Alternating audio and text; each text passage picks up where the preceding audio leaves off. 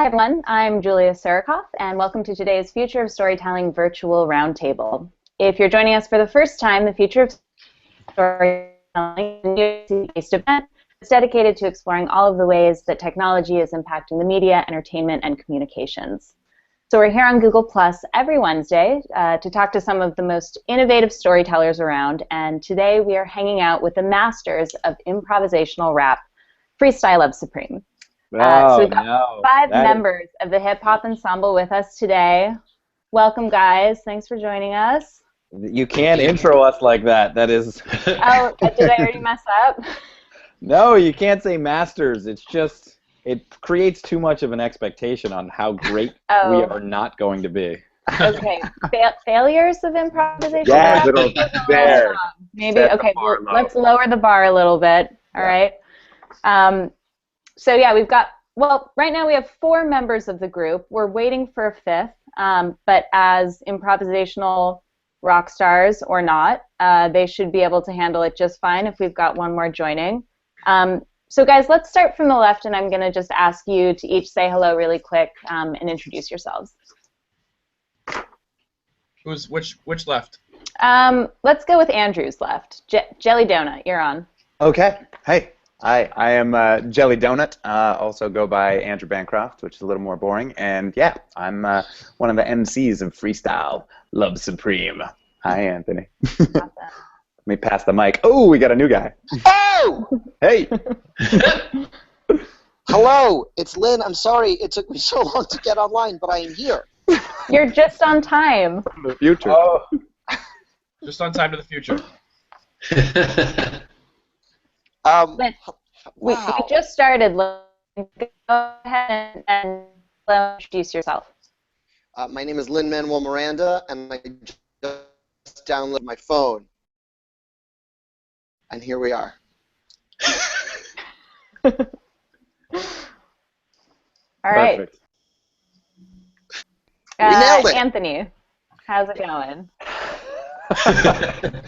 Hey, I'm Anthony Veneziali. I am also one of the Freestyle Love Supreme MCs.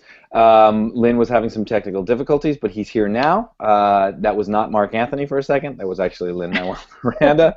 And Jelly Donut's also an MC. And up next will be Shockwave, and following him will be Arthur the Geniuses, who are the backbone, the musicians, and also vocalists of Freestyle Love Supreme. Awesome. Okay, so Chris, Arthur, you want to say hi, or should we just get going? We want to say hi. Okay. Is it just me, or is this like awkward pause in between? Awesome.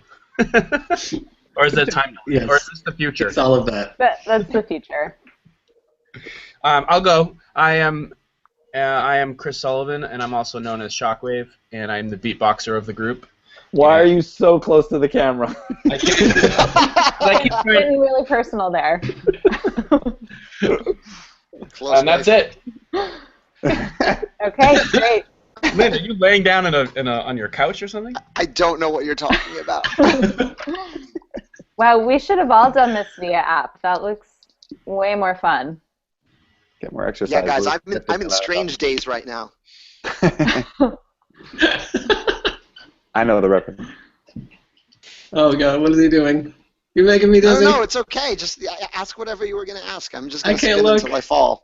Yeah, and Arthur, people don't see him until he talks, and then it goes live to his view, so we're only seeing him, so when people are like, oh, what's he doing, it's crazy, no one has any idea what's happening. This particularly rapid, unintelligible patter isn't generally heard, and if it is, it doesn't matter. Yes. Exactly. So Arthur, introduce yourself. Yeah. Okay. I'm Arthur Lewis. Arthur the Genius is in the group. I sing and play piano. Wonderful. And watch Lynn do ridiculous things. I'm sorry. I'm so sorry. Okay, awesome.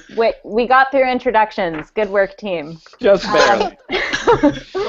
All right, so I kind of wanted to start the conversation with just, for anyone who's never seen you guys live in form, I'm just going to ask you to describe, what exactly is the nature of an improvised rap performance? What does that entail? What's the show like? I think we're seeing a little bit of it right now, maybe. Yes, you are. Lynn, do you want to take that one? Sure. We don't rehearse a ton. Basically, our show is an improvised rap show, and it's exactly as it sounds. We get words from the audience. We have an amazing beatboxer. We have amazing musicians, and we spin whatever words you throw at us into a live improvised hip-hop show. Mm-hmm. And that can take many number of forms, and what's really fun is it's different every time because the audience is generating the material, and we're filtering it through our Google Hangout brains.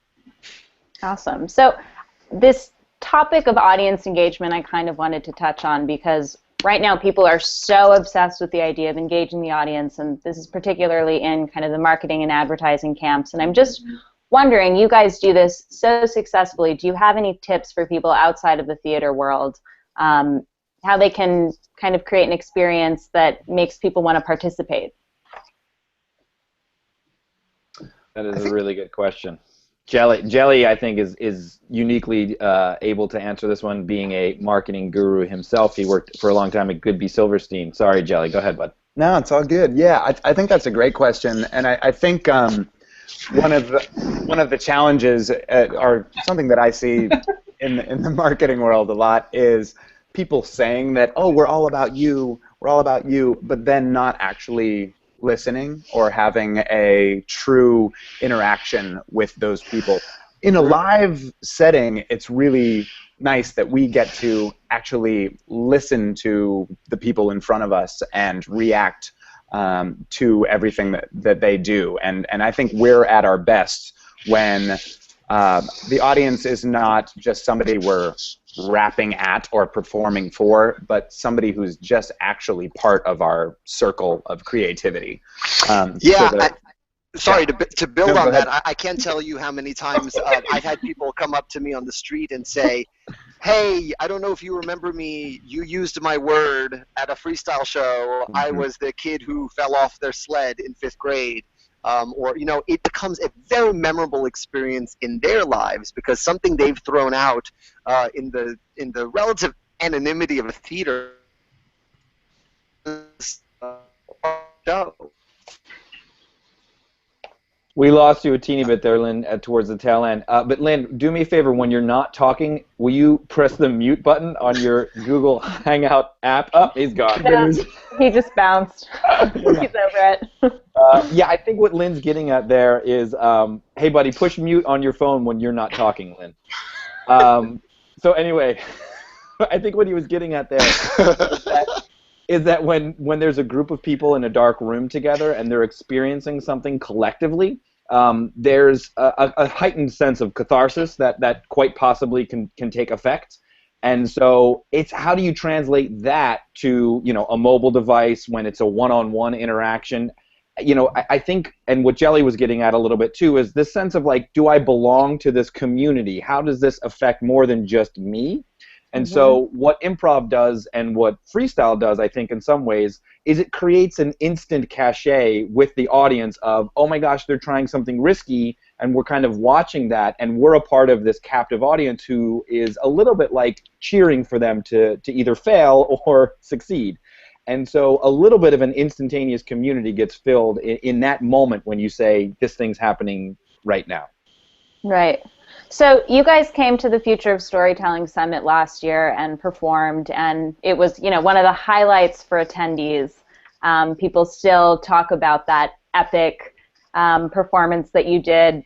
Some somersaults were involved, mention of tofu, a number of awesome anecdotes from the day. And that show was a little bit different because you actually did kind of a wrap-up of the full day event. So I'm wondering how does that creative process change when you're kind of, experiencing something together, you're kind of figuring out what the story is, you have much more context, and you have to put together a show that feels maybe a little bit more scripted than what you usually do. Go ahead, Lynn. No, I was going to say, what's funny is that it's actually not any more scripted.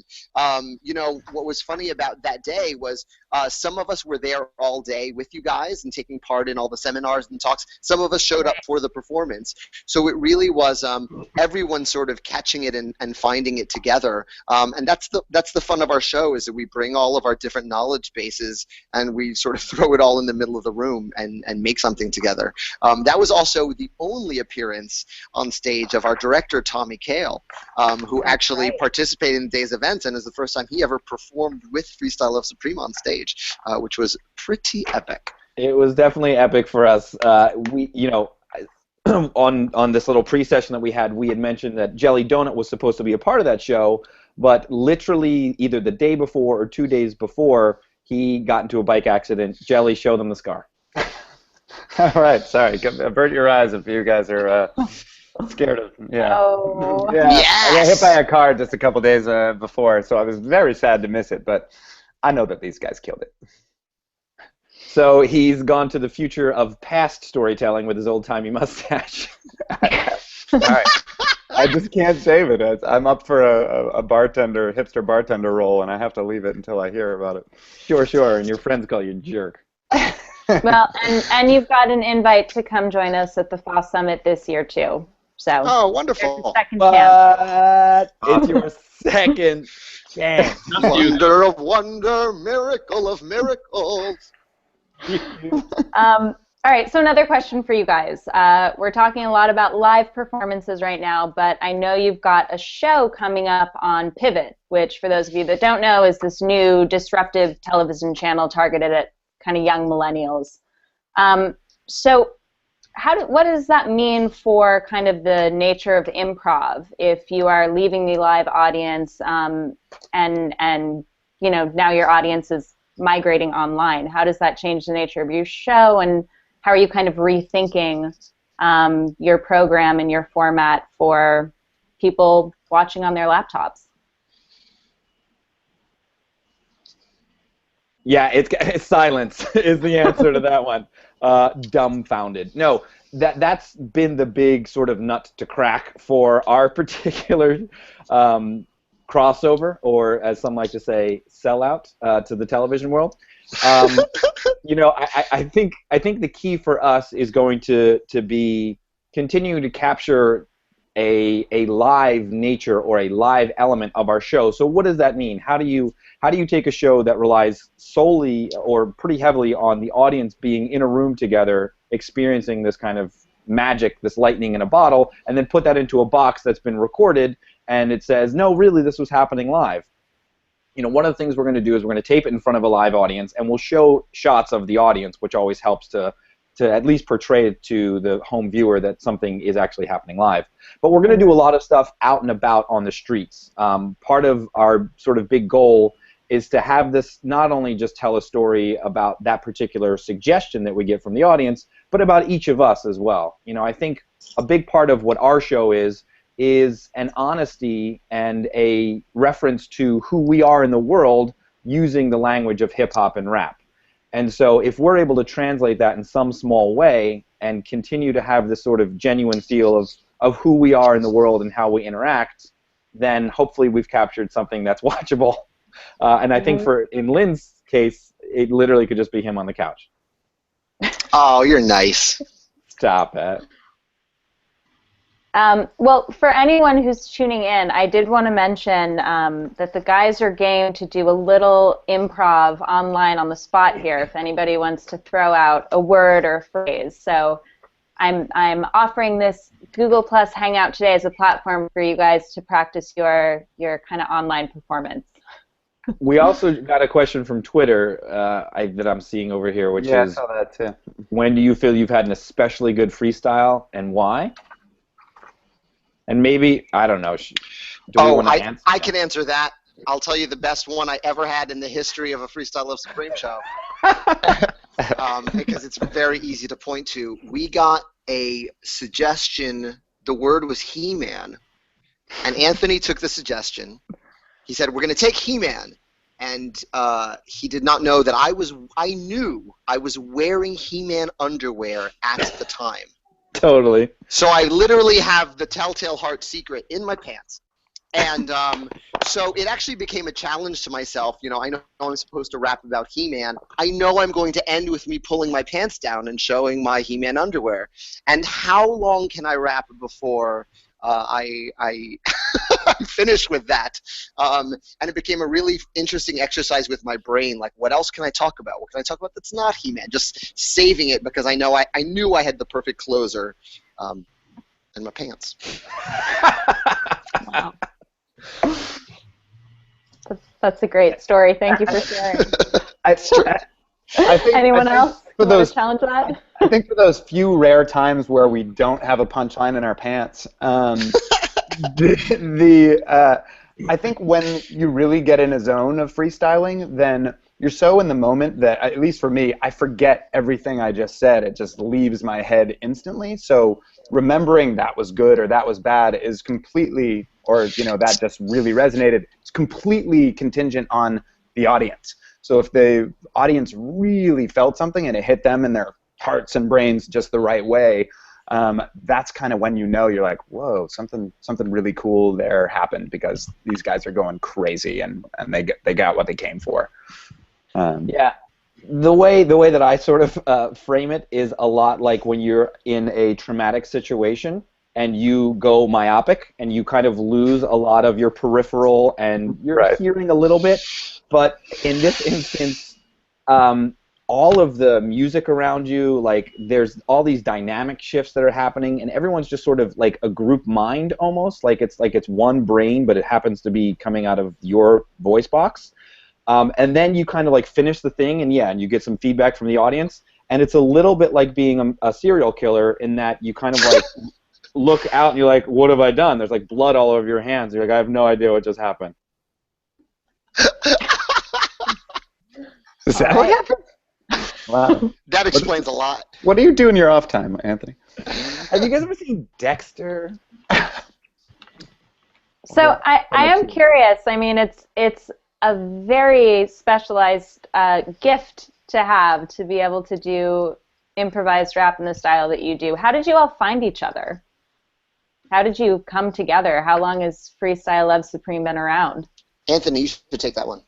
Damn. Well, I feel like I haven't heard from Shockwave in a while. Shock, you want to tell the origin story?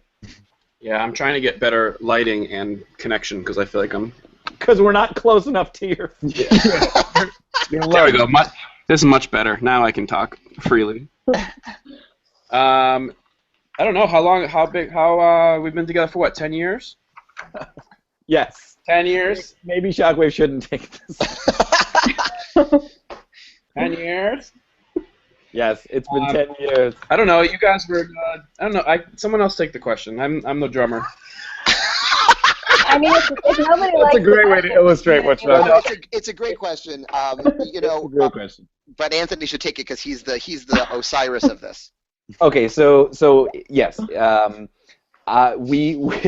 we started like 10 years ago actually doing these shows, and before that I was doing a lot of improv at school, and a bunch of us went to the same school together. We went to a small women's college called Wesleyan in Connecticut. Go Cardinals.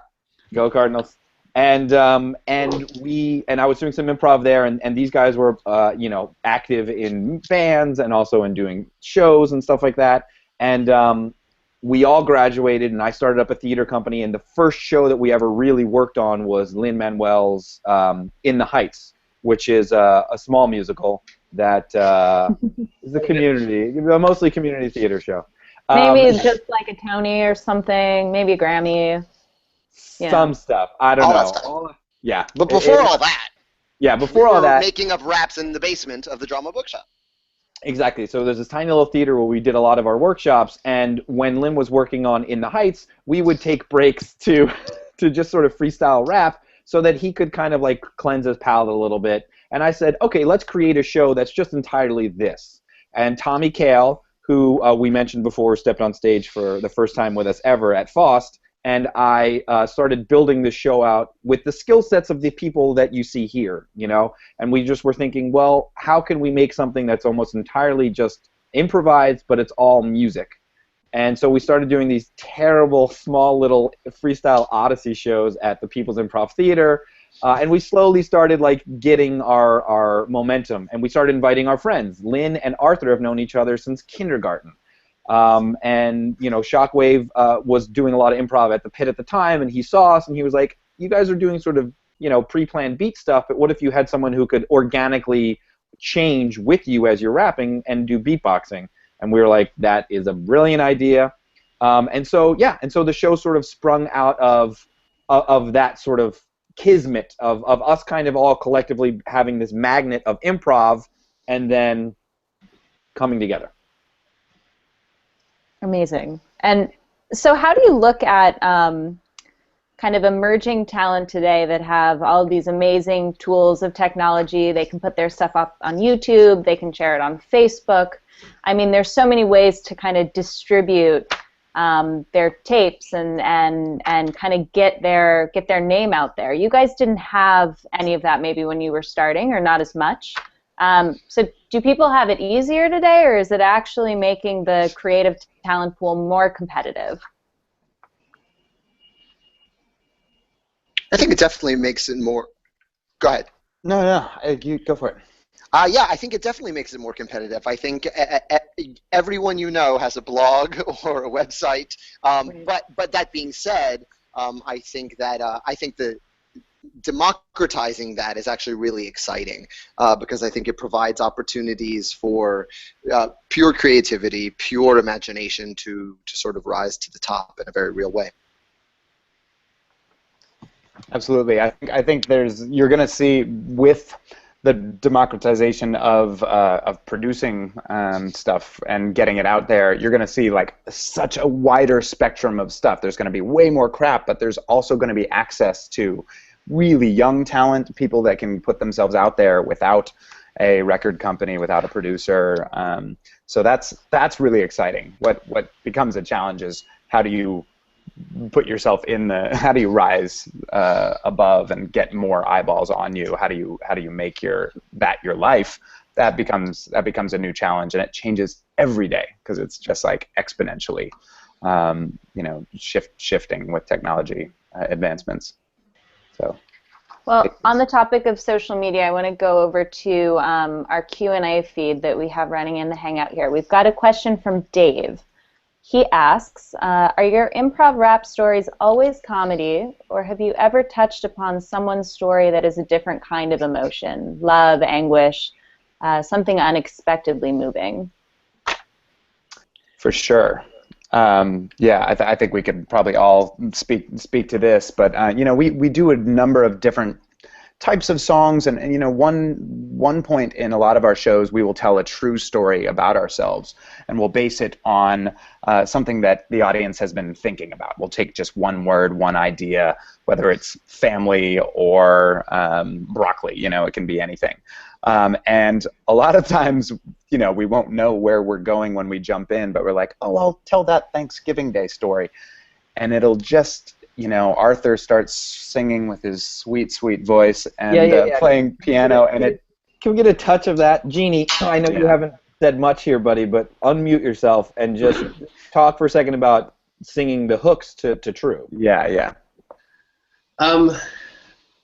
it is. It's a different kind of freestyle responsibility to some extent because it's the only time I ever say anything, and there's a sense in which I'm, trying to like button up certain reactions or certain feelings in a very like short amount of time, and it absolutely is a part of the show where we get to play with feelings.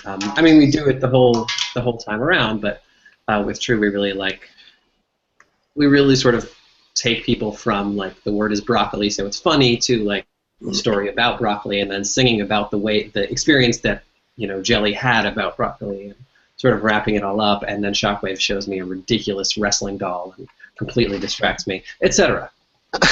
Well, yeah, the only rule we have with that game is that you have to tell the truth. And so we can go any number of directions. And, we have touched on everything from birth to death to families to love to everything in between. I tend to go to middle school traumas in that section, but we've gone to really unexpectedly emotional places because when you set down the rule that you have to tell the truth, other things besides comedy are going to come out.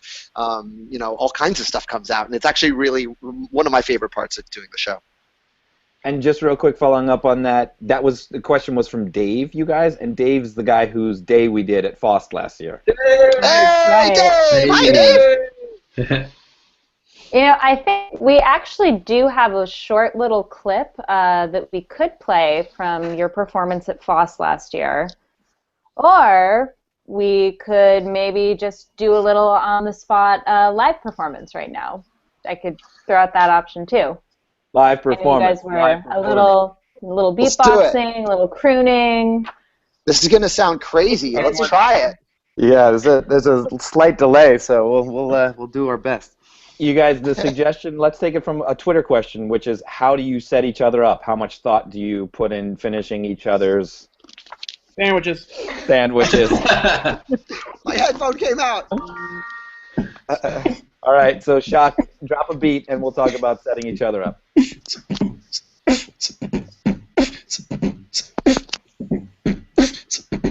All right, this is how we drop it, setting each other up. I hope we don't stop it. Lin Manuel's gonna come in next. You see what I did there? This is actually not a mic check. It's a text. It's an SMS. It's an FLS. It's a yes, oh yes. Yes, and raise the stakes. Yes, we make mistakes. Yes, we just go play it like the Great Lakes. It's like we finish each other's sandwiches in English and Spanishes. I don't know how he manages. We just kind of let our brains go and go nuts. So I alley-oop the shit to Jelly Donuts. And then I pick it up. Man, don't take my sandwich. I was going to eat that. What? Yeah, we're rapping on the Google chat, and nothing beats a rap attack with a little bit of delay. We say everything we want to today, and we play the games all ding-dong day until they put the delete button on. Mate, button up my stuff I'm wearing. Hold up. I need to be pulling out my hair and sharing the microphone. Let me pass it back to Two Touch. Yo, where's the Two Touch rap? Yeah, pass it back to me. I think you're kind of way off the beat. Anyway, that's how we do. We just trade it around like we trading twos. It's a lot like jazz, but maybe kind of different because we use our vocal boxes, and guess we're kind of fitting this concept over top of comedy and improv. So it might seem a little different, may seem a little crazy, but that's kind of how it goes through my brain. Well, that's insane. So yeah, so anyway, that is amazing. I know everybody watching right now is clapping along with me, and I go far as to say that's probably the first improvised rap performance ever to be held on a Google Plus Hangout. So we just set some kind of world record or hallmark, which is quite exciting. Nice. So we're kind of running out of time here, but I kind of wanted to end the session with just one kind of general idea for you guys to hopefully share some profound revelations and insights with us, not to set the bar too high or anything. Damn it, Julia, why do you keep doing that? But, I mean, you can always, you can bat the question away and just jump into more improv song and dance if you'd like to. That would be totally acceptable. Never mind the meat and potatoes. Look at all these flashy mirrors. So I'm curious, in each of your opinions, what's the most exciting part about being a storyteller today? And that's it. Can I start? This will probably be the only question I answer today. Yeah. Hit him, Shock! Drop it on him, Shockwave! From the drummer. First of all, this is the wrestling guy. Arthur, not that funny, but I can see how... Sorry I distracted you. Oh my god, answer the question! I never thought I'd say this. Can I hear more from Shockwave? For me, what I enjoy doing, because I speak in literally sounds and not... I don't use words, as you've witnessed today. But what I enjoy doing is using sounds to actually fill in the place of the audience's imagination. So if you see if you see like doing an action, the action that accompanied with a sound actually fills in what the imagination is. What are you doing, Lynn? I'm listening. This is incredibly difficult with all these goofy guys. That's my answer. Bye-bye. It's very exciting to be a storyteller. Well, everything is sort of funneling in that direction, right? I think that what's happening is in all of these different fields, like social media or whatever it is, you're always looking for some kind of narrative to pull you through. And a lot of that has to just do with this sort of human tendency, I think, to want to problem solve, to want to kind of find the raison d'etre, to want to find what the motive is or what the sort of underlying concept of what this mystery might be. And so, you know, I think all of us are storytellers, and all of us have the ability to be storytellers. It's just give yourself the opportunity over and over and over again. And that's what freestyling does. It basically says you have to tell a story, and you can, like, literally fail 100 times, but be successful 2 times, and then you're like, I need to do more of that. And it's a rush, and it's a wonderful feeling, especially when you're with a group of supportive people, like Shockwave was trying to sort of, I think, hint at there in what he maybe said or didn't say.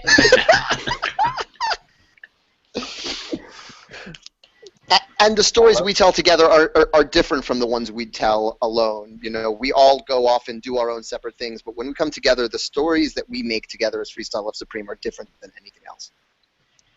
Mm-hmm. True.